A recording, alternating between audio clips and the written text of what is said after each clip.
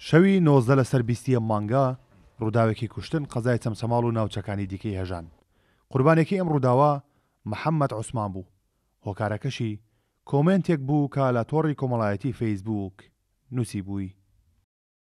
داواکەی لە حکوومەتی هەرێم لە سەرۆکی کوردستان پارتی و یەکێتی ئەم شتە بەخۆشی بە قانون بۆمان حەلکە نەبێتە ناخۆشی و کە کوشتن و برینی شارەکەمان و خزمەتی و کەسایەتیمان.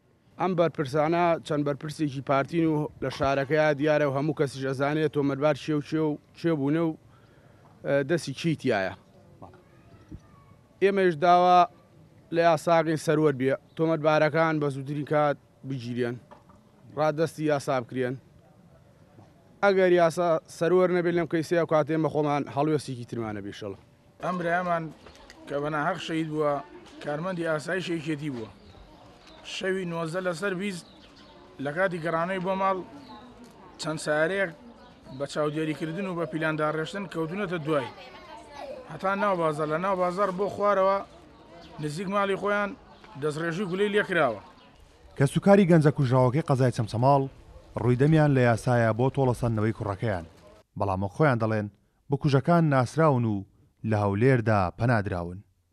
لە دوو لاوەتە قەیان دێکرد بە ناحەق کوشتیان. داوا لە خواکەم، داوا لە حکوومەتەکەم، داوا لە پاڤێڵ لە کاقوبات بیست بتڵ خوێنی تێکرا، داوای خوێنی سەوزی کرد وتی چاکە بمە بەس خوێن سەوزم تێکەن خوێنیشم یەکێتیە. داوا لەم قورئاناکەم بیگرن و بیدەنە دەستمەوە.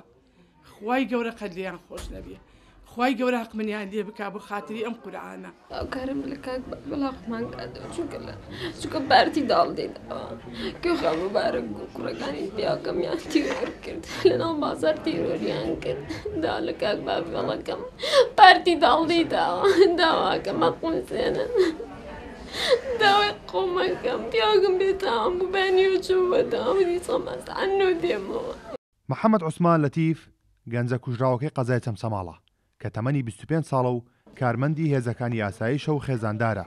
ماوەی 3 ساڵە ژیانی هاوسەری پێکهێناوە. دوای کوشتنیشی لەلایەن چەند کەسێکی ناسراوەوە هەوی ئاسایشی و کۆمەڵێک کەلوپەلی تایبەتی بردراوە. کارۆن محەممەد کورد ساد نیوز قەزای چەمچەماڵ.